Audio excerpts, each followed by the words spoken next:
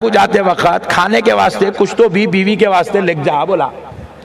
वाह वाह वाह वाह वाह। और मैं पूरे घर के वास्ते नहीं बोला, खाली बीवी के वास्ते ही बोला। Point to be noted. पूरे घर को लिख जाओ बोले तो 600 रुपए होना, कमाया 300 लिख जाएगा 600 कहां से। मैं बोला शॉप को नहीं लिख जाना, खाली बीवी को। जरा जोर से सुभान अल्लाह। अपना मामला जरा निराला है, टेंशन न खोलो, तुम बोलो सुभान अल्लाह सुभान अल्लाह। मैं बोला बीवी को कुछ भी लेके जाना। बोले हजरत क्या लेके जाऊं? मैं बोला आज बर्गर लेके जा, कल पिज्जा ले जा, परसों हैदराबाद की बिरयानी लेके जा, फिर चौथे दिन नारी कुलचे लेके जा, इतवार के दिन गाड़ी पे बिठा के होटल कुछ लेके जा। तुम मजाक नहीं कर रहा हूं, मैं खुदा की कसम मैं मजाक नहीं कर रहा हूं। आपको भी ये मेरी नसीहत है, ये मेरी गुजारिश है, इस पे अमल करो। आपको हंसी आ रही, हंसो न को, बाजू जाके लोटो आप। मगर खुदा की कसम बहुत बड़ी बात बता रहा हूं, इस पे अमल करो आप। लाके जेल खाने में डाले जैसा डाल दिए बेचारी को, 8-8 दिन 15-15 दिन 1-1 महीने तक बाहर की सूरत ही नहीं देखती उन्हें। साल में 2 साड़ियां बना देना, यह शौहरों ने कहा खाएगा। खुद बाहर बिरयानियां खाना, दोस्तों के साथ वड़ा पाव खाना, दबा के तीसरे हुक्म तक मुर्गे मुसल्लम, ये वो देगा खींच रहे पट्टे अभी वहां हमारी होटल के सामने। इतने बहुत से लोग आते, बोला काय को जमा हुए तेरे कुल्फी खा रहे हजरत कहते लोग अम्मत। मैं बोला बेटा कुल्फिया उल्फिया सब तुम ही खाते, बेगम को कुछ भी नहीं खिलाते। बीवी है तो बराबर खिलाते, नौकरानी को नहीं खिलाते। बोलो सुभान अल्लाह सुभान अल्लाह। मैं उसको नसीहत करा, अपन शरीफ आदमी फार्मूला दिए खुश रहने का, तजुर्बे के बात है। उन्हें क्या करा बेचारा, जाते जाते हमारे हैदराबाद में क्या होता, वो एक बर्गर को 1 पैक बनता, तो 2 पैक बना लिया, एक अपने वास्ते एक बेगम के वास्ते। 2 बर्गर लेके घर को पहुंचा, जाया जबरदस्त, बेगम भी खुश हो गई। अरे अल्लाह अच्छा रखो, कितना अच्छा शौहर दिया। आते आते बेचारा मेरे वास्ते बर्गर लाया। वो एक 25-30 रुपए 50 रुपए का बर्गर दिन भर की पूरी थकन उतार के फेंक देता। सुभान अल्लाह बोलो जी सुभान अल्लाह। अब हुआ क्या, आप बेचारा बर्गर खा लिया, बेगम को भी खिलाया, डब्बे लेके जाके डस्टबिन में डाला, दरवाजे के बाहर डस्टबिन में डाला, सो गया। सुबह उठे फजर की नमाज के बाद बहन जो है घर झाड़ के करके पूरा कचरा उठा के डस्टबिन में डालने आई। बहन जैसे कचरा डालने डस्टबिन का ढक्कन उठाई तो बर्गर के डब्बे। पुकारी अम्मी जल्दी आओ, ऐसा पुकारी जैसे बमा निकले अंदर। अम्मा परेशान होके भाग के, क्या हुआ बेटा? बोले देखो अम्मा ये बर्गर के डब्बे भैया लाया, भाभी के साथ खाया। अम्मा रोना शुरू कर दी, मेरा बेटा बदल गया, मेरा बेटा चेंज हो गया, मेरा बेटा बदल गया, मेरा बेटा। लोग अम्मत, बर्गर खाना भी अजाब है आज की दुनिया में। अब बेचारी अम्मा परेशानी के आलम में बेटे को बोली तू बहुत बदल गया, शादी में जब से तू अच्छा है ही नहीं, तू चले गया, हाथ से निकल गया, कभी हमारे को बर्गर नहीं खिलाया, बीवी को कैसा खिलाता। लो टेंशन पे टेंशन, टेंशन पे टेंशन। उन्होंने बोला अम्मा तुम बैठो जी घर में, बोल के गया। अब हुआ क्या, मुसीबत खत्म नहीं हुई अभी। वो मगरिब के बाद उसकी खाला आई घर को।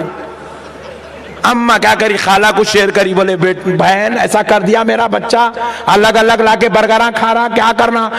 आपा तेरे बच्चे के पेट में दवा है, उसकी सांस डाल दी होंगी। बोले लोग अम्मा, अभी बर्गर ही हजम नहीं हुआ, दवा भी आ गई बीच में। अब दोनों बहना मिलके पकड़ के दूसरे दिन उसको मजबूर करके एक बाबा कहने लग गए नींबू पीर।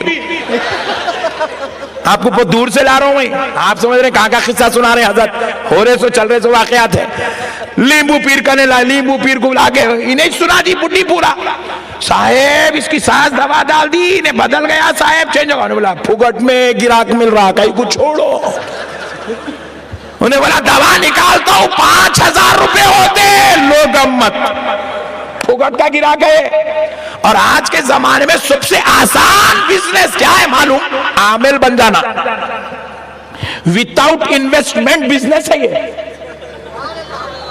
हर बिजनेस में इन्वेस्टमेंट होना, हर बिजनेस में कायनात के।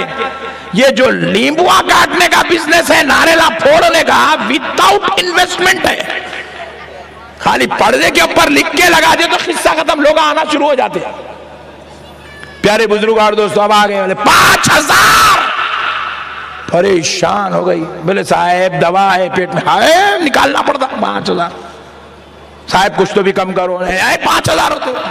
बोले जान दो भाई, गए तो गए 5000, दवा निकल गई तो बस मेरा बच्चा बदल जाता। साहब दे क्यों 5000? बोले कल आते वक्त ला लो, 5 नींबू लाओ साथ में। लेके आई 5000, 5 नींबू। होने बोला अम्मा क्या दीवाने कामा कर रहे, पागल हो गए तुम, बर्गर खाए तो इतना बड़ा अजाब। बोले नहीं बेटे तू ठहर। बोले ठहर, मजबूर कर दी। बोले 5 नींबू वाले का पकड़ के यूं आज सामने से उतारा। यकीन मानो साहब, ऐसे ऐसे लोग नींबू उतार रहे हैं, इसकी नडली भी मत दिए ना, सूरह फातिहा नहीं पढ़ सकता उन्हें। ऐसे लोग अमलियात कर रहे हैं मेरे भाई। अल्लाह अकबर। नडली मते भी तो नहीं निकलता अंदर से, हल्लक में से आवाज नहीं आती उसके। इतने थर्ड क्लास निकले हुए लोग आज आमेला बन के बैठे हुए हैं। प्यारे बुजुर्ग और दोस्तों, बोले सामने से एक नींबू, बाजू से एक, आजू से एक, पीछे से एक उतार दिया। अब अम्मा परेशान है, एक नींबू बचा, करते क्या? छुरी मंगाया, दादा काटा, काट के बोला बाबू शर्ट उठा।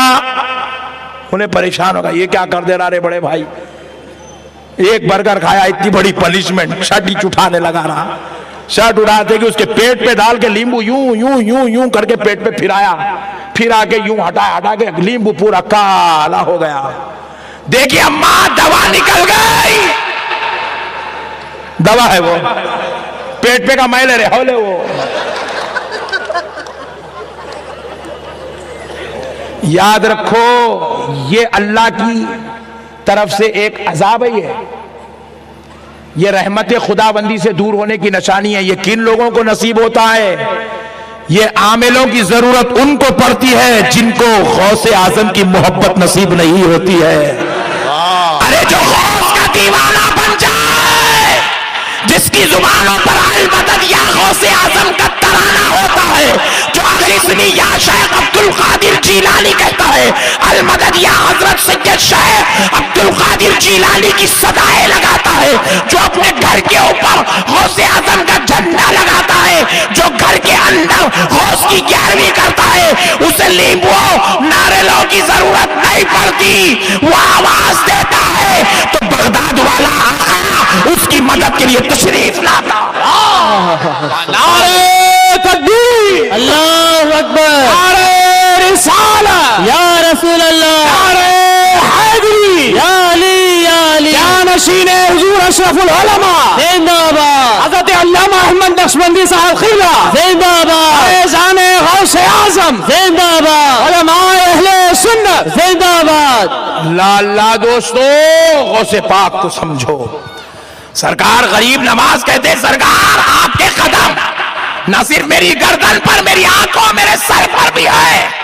अब जरा आओ और ऊपर चलते हैं, देखते हैं गौसे पाक कौन है, अल्लाह ने क्या शान वाला बनाया गौसे पाक को। वाह वाह। मेरे गौसे पाक सरकार जब खिताब फरमाते तो आपके खिताब को सुनने के लिए 10-10 हजार, 40-40 हजार, 70-70 हजार, बसा औकात 1-1 लाख आदमी तशरीफ लाते। सुभान अल्लाह। गौसे पाक के खिताब को सुनने के लिए 1-1 लाख लोग तशरीफ लाते। वाह वाह। प्यारे बुजुर्गों और दोस्तों, हजरत तमीम दारमीर अलैहि रहमत व रिजवान इरशाद फरमाते हैं कि मैं गौसे पाक की मजलिस में आपके वाज़ो नसीहत में पहली सफ में बैठा करता था और आपके पास 40-40 हजार, 70-70 हजार का मजमुआ हुआ करता था। इत्तेफाक से एक दिन मुझे गौसे पाक की मजलिस में जाने में ताखीर हो गई, तो मैं जब ताखीर से पहुंचा तो सारा मजमुआ, वो सारा मैदान बगदाद पुर हो चुका था। तो मुझे बिल्कुल आखिरी और इंतहाई सफ में जगह मिली, मैं वहीं बैठ गया। और जब मैं बैठने जा रहा था तो मुझे ख्याल आ रहा था कि मैं सामने बैठता तो गौसे पाक सरकार की बात मुझे अच्छे से सुनाई देती थी। अब मैं सबसे आखिर में बैठ रहा हूं, 70 हजार आदमियों का मजमुआ है, बिल्कुल आखिर में बैठा हूं। मुझे फिक्र हो रही थी कि अब मैं गौसे पाक का दर्स कैसे सुनूंगा, आपके बयान वाज़ो नसीहत को कैसे सुनूंगा, ये सोचकर मैं बड़ा परेशान था। मगर जब मजलिस गौसे आजम में जाकर उन 70 हजार के पीछे बैठा तो खुदा की कसम तमीम दारमी फरमाते हैं, मुझे गौसे पाक का वाज और नसीहत बयान वैसे ही सुने आया जैसे पहली सफ में बैठने वाले को सुने आता है, जैसे पहली सफ में बैठने वाले को सुने आता है। और फिर फरमाते हैं उसी मजलिस में एक शख्स था और वो बड़े पाए का बुजुर्ग था, अल्लाह का वली था, वो 70,000 के बीच में बैठा हुआ है वाह वाह। और उन्हें इंतहाई हाजत महसूस हो रही है, शिद्दत से हाजत जरूरत महसूस हो रही है। वो टॉयलेट जाना चाहते थे, इजाबत खाना बैतुल खला जाना चाहते थे। उन्होंने अपनी इजाबत को कंट्रोल करना चाहा, जितनी देर कंट्रोल कर सकते थे करे, लेकिन इजाबत अब अपनी इंतहा को पहुंची, शिद्दत इंतहा को पहुंची तो बड़े बेचैन हो गए, क्योंकि अब 25-50 आदमी हो तो ऐसा हटा के निकल जाएंगे, इधर पलटे तो 20,000, उधर पलटे तो 40,000, पीछे देखे तो 50,000, कहां से जाएंगे? बीच में बैठे हुए, जरूरत आ रही है, बेचैन और बेकरार हो गए। उसी बेकरारी के आलम में गौसे पाक सरकार की तरफ मुतवज्जे होते हैं, सरकार अब मैं क्या करूं? दौराने बयान गौसे पाक से अर्ज करते हैं, अब मैं क्या करूं?